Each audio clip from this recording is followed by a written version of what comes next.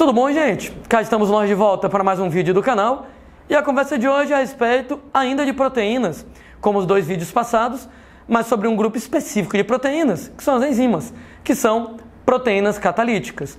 Das aulas de química a gente lembra que catalisadores são substâncias químicas que diminuem a energia de ativação das reações e com isso aumenta a velocidade das reações químicas. Ora, ainda das aulas de química a gente lembra que reações químicas ocorrem através de choques entre as moléculas. Por exemplo, duas moléculas A e B vão se chocando e devido ao choque entre elas, elas reagem e viram C e D, ou seja, A mais B dando C mais D através de choques.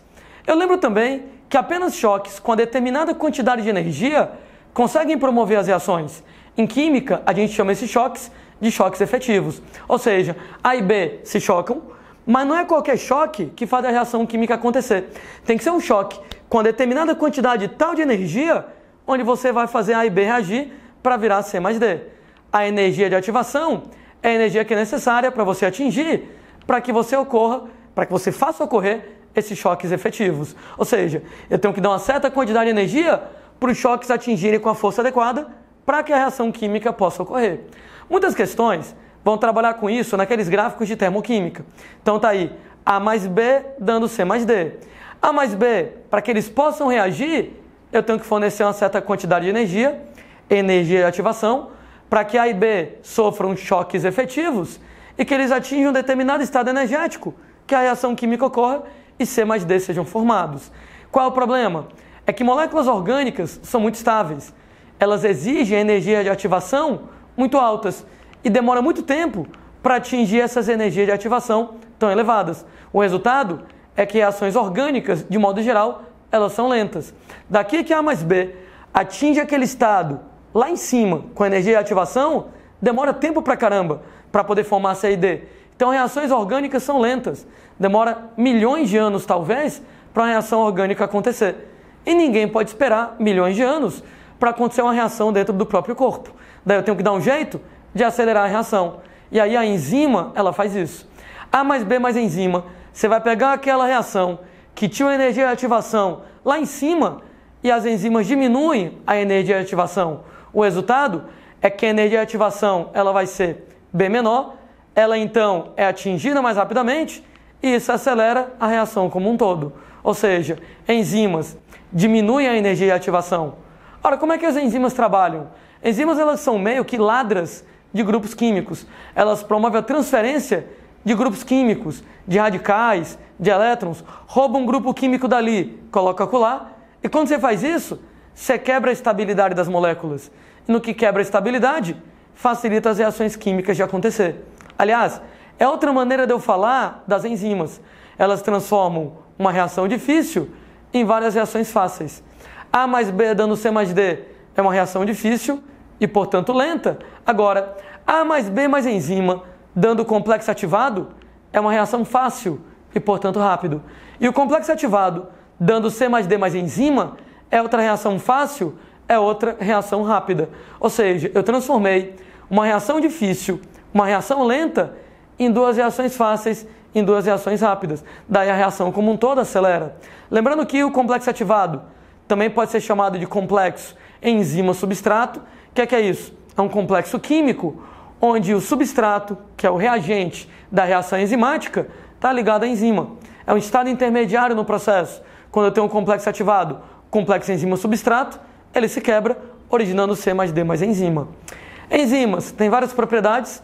Primeira delas, uma ação específica, o que implica na presença de um sítio ativo complementar ao substrato, dentro do chamado modelo chave-fechadura. Ou seja, assim como uma chave é complementar à sua fechadura, assim como a chave é específica para a sua fechadura, o substrato é complementar à enzima. O substrato é específico para uma determinada enzima. Só liga, moçada, na enzima específica para formar o tal do complexo enzima-substrato. Hoje em dia a gente sabe que, na verdade, o substrato não é exatamente complementar à enzima. Que quando o substrato vai chegando, a enzima muda um pouco de forma, a gente chama de adaptação induzida, e a enzima passa a ficar complementar ao substrato. Então ela não é exatamente complementar, mas quando o substrato chega perto, ela passa a ficar complementar e o encaixe acontece. Entretanto, para mim, continua valendo o modelo chave-fechadura. Por quê? Porque a enzima não vai mudar de forma para qualquer substância química. Ela só vai mudar de forma especificamente para o substrato, de maneira, moçada, a só reagir com o substrato dentro da especificidade do modelo chave-fechadura. Então, encaixou o substrato na enzima, a reação química acontece e os produtos eles são gerados. Aliás, pelo fato da enzima ser específica para o substrato, o nome da enzima ele é feito através do nome do substrato ou da função, adicionando o sufixo ase. Numa reação maltose mais água, dando glicose mais glicose, substrato ele é maltose, a enzima se chama maltase. Alguém pode até reclamar comigo. O Landim, na verdade, tem dois substratos, né? Tem a maltose e a água. Por que não usa o nome aguase? Porque, convenhamos, a água participa de várias reações químicas. Reações químicas, por exemplo, de hidrólise, tem várias. Se eu colocasse a enzima aguase, eu nem ia saber o que é que essa enzima está fazendo. A água participa de várias reações. Agora, quando eu coloco maltase, aí pronto, né? Pouquíssimas são as reações onde a maltose trabalha, da maltase, a enzima que quebra a maltose para produzir glicose. Agora, cuidado, né? Pode ser o nome do substrato maltose, mas pode ser o nome da função. Uma ligase liga, uma redutase reduz, uma polimerase polimeriza. Ou eu posso juntar tudo, né? O nome da enzima e do substrato, o nome da função e do substrato, e colocar o sufixo ase. Por exemplo, né? Citocromo oxidase é uma enzima que oxida o citocromo. Peguei o nome lá do substrato, citocromo, o nome da função oxidar e coloco o sufixo ase, citocromo oxidase. Então, normalmente, eu pego o nome do substrato, mas pode ser o nome da função ou pode ser o nome dos dois aqui juntos. Segunda propriedade que as enzimas têm uma ação em pequenas concentrações. Agora, por quê? Porque o catalisador, ele não é consumido na reação, né? Ele termina a reação do jeito que ele começou. Daí o catalisador pode ser utilizado várias e várias vezes, né? Daí, um pouquinho de enzima, um pouquinho de catalisador, já dá conta do recado. Terceira propriedade das enzimas, elas têm uma ação proporcional à concentração do substrato. Como é que é isso? Quanto mais substrato eu coloco, mais moléculas de enzima são ativadas, e isso aumenta a velocidade da reação. Daí, colocando um gráfico de velocidade da reação em função da concentração do substrato, quanto maior a concentração do substrato, maior a velocidade da reação enzimática, e o gráfico vai ter essa configuração. Quanto maior a concentração do substrato, maior a velocidade da reação enzimática. Entretanto, isso tem um limite. Quando eu tenho muito substrato, todas as moléculas de enzima são ativadas e a velocidade da reação chega num ponto máximo e fica constante. A gente chama isso de ponto de saturação. Daí, voltando para aquele gráfico, quando a concentração de substrato é muito alta, a velocidade da reação fica constante, chamamos de ponto de saturação. Nesse gráfico, até chegar no ponto de saturação, eu tenho enzimas que não foram ativadas ainda. Como eu tenho enzimas que não foram ativadas ainda, a velocidade da reação pode aumentar. Entretanto, quando eu chego no ponto de saturação, todas as moléculas de enzima estão ativadas e o resultado é que a velocidade da reação é máxima e passa a ser constante. Nós temos, gente, que a enzima tem ação influenciada pelo pH. Na verdade, da aula de proteínas eu lembro que alterações no pH levam à desnaturação das enzimas. Aliás, será que alguém que está assistindo lembra se a alteração de pH ela vai desnaturar a proteína de modo reversível ou irreversível? Beleza, né, gente? Reversível, né? Então, mudança de pH, a desnaturação é reversível. Agora, o calor, a desnaturação é irreversível.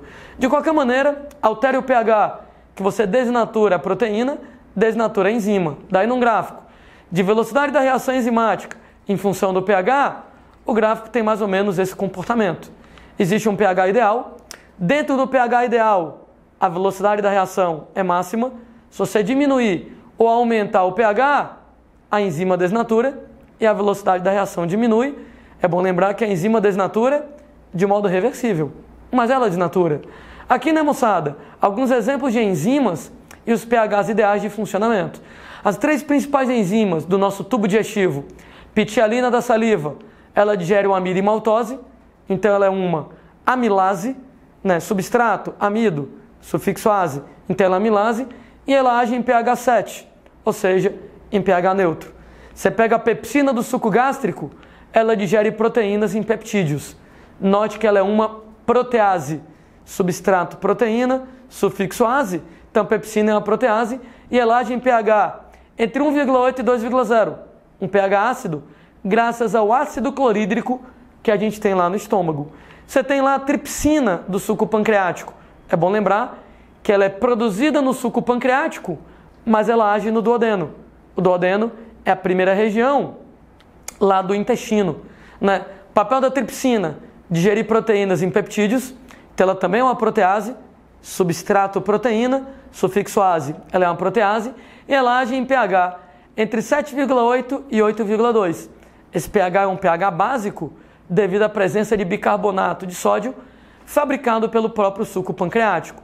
Então olha que tem enzimas que trabalham em pH neutro, como a pitialina da saliva, em pH ácido, como a pepsina do estômago, e em pH básico, como a tripsina do suco pancreático e que age no duodeno.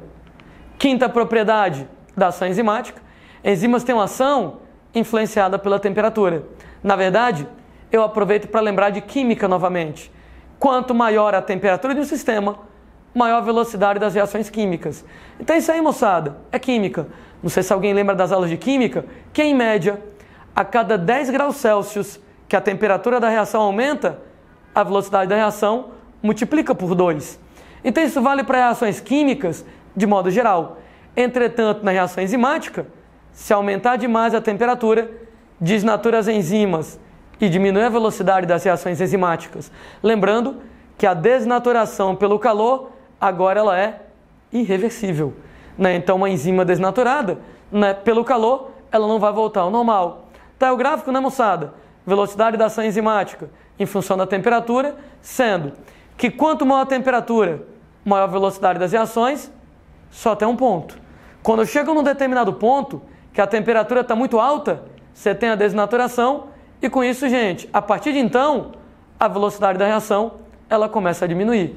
Então, a velocidade da reação aumenta até o ponto de desnaturação, e a velocidade da reação, então, ela vai começar caindo, né? Nessa brincadeira, o ponto de desnaturação, ele varia de criatura para criatura. Existe um grupo de bactérias chamadas termoacidófilas, filas, amigo de, termocalor e ácido-ácido. Então elas são bactérias adaptadas a altas temperaturas e ambientes ácidos.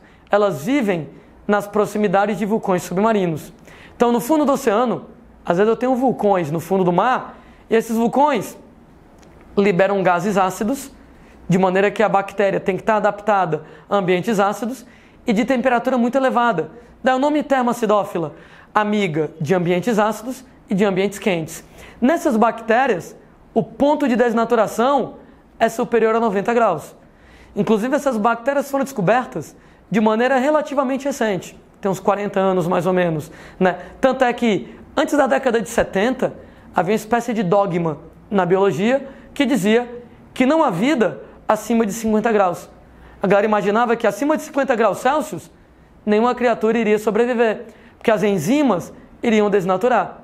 E aí, na década de 70, nós descobrimos essas bactérias que, para as enzimas delas desnaturarem, as temperaturas têm que ser acima de 90 graus. Então, elas toleram 90, 100, 100 e poucos graus Celsius de temperatura.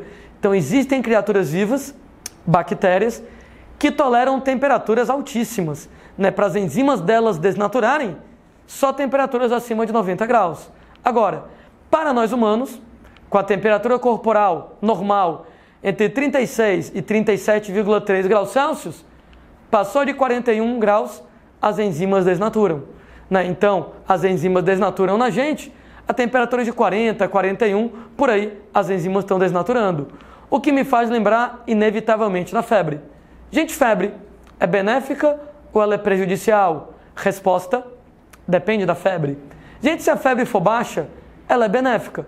Porque quanto maior a temperatura, maior o metabolismo, maior a produção de anticorpos e leucócitos, maior a defesa.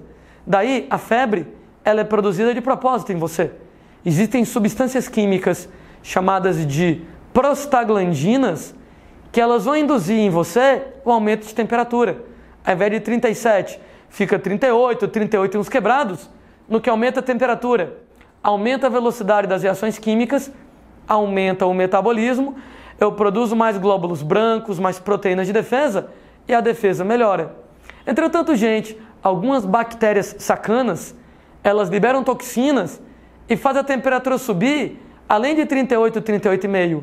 Eu queria que a febre fosse até 38, 38 e um pouquinho. Mas aí a bactéria vai lá, libera toxinas e a febre passa de 38,5, 39, 40 e a febre alta já é prejudicial. Porque quando a temperatura sobe muito, desnatura as enzimas e promove morte celular. Lembrando que cada célula reage ao aumento de temperatura de maneira diferente. Neurônios são muito sensíveis a aumento de temperatura, tanto é que todo mundo já viu, nem que seja em filme, que quando o cara está com a febre muito alta, ele fica convulsivando, ele fica delirando, ele não fala coisa com coisa. Por quê? A temperatura subiu muito, desnaturou as enzimas, matou os neurônios, e aí o cérebro, claro, já não vai funcionar de maneira adequada. Né? Lembrando que além do problema da desnaturação, pela mudança de pH, pela temperatura, enzimas podem ser inibidas quimicamente. Existem 3 tipos de inibição enzimática. Número 1, inibição irreversível ou não competitiva. Nela, o inibidor se liga irreversivelmente através de ligações covalentes, que são ligações muito fortes, ao sítio ativo da enzima. Então você pega, moçada, tem lá o diabo da enzima, o sítio ativo, o substrato e o inibidor.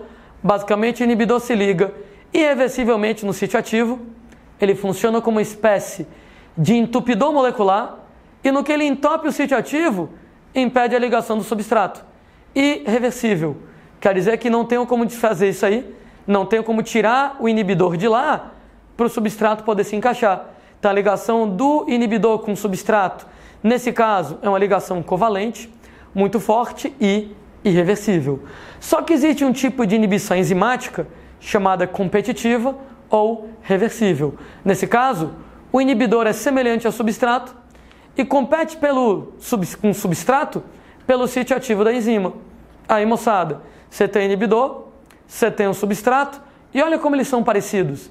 Eles são tão parecidos que o sítio ativo da enzima confunde. Se o substrato ocupa o sítio ativo da enzima, aí a reação ocorre. Se o inibidor ocupa o sítio ativo da enzima, aí a reação não ocorre. Landim, quem é que ganha a competição? O substrato ou o inibidor? A competição ela é mais justa possível. Quem estiver em maior concentração, ocupa o sítio ativo da enzima. Tanto é que se aumenta o substrato passa a ocupar o sítio ativo da enzima e a reação ocorre. Mas se aumenta o inibidor passa a ocupar o sítio ativo da enzima e a reação não vai acontecer. Daí, na inibição competitiva, quem estiver em maior concentração ganha. 2 moléculas parecidas pra caramba, competindo pelo sítio ativo. Se o substrato entrar, a reação acontece. Se o inibidor entrar, a reação não acontece. Quem estiver em maior concentração ganha. Se tiver mais substrato, é o substrato que entra. Se tiver mais inibidor, é o inibidor que entra. O terceiro tipo de inibição chama de inibição alostérica. Só que ela acontece especificamente num grupo de enzimas chamadas enzimas alostéricas, que tem um outro sítio chamado sítio alostérico.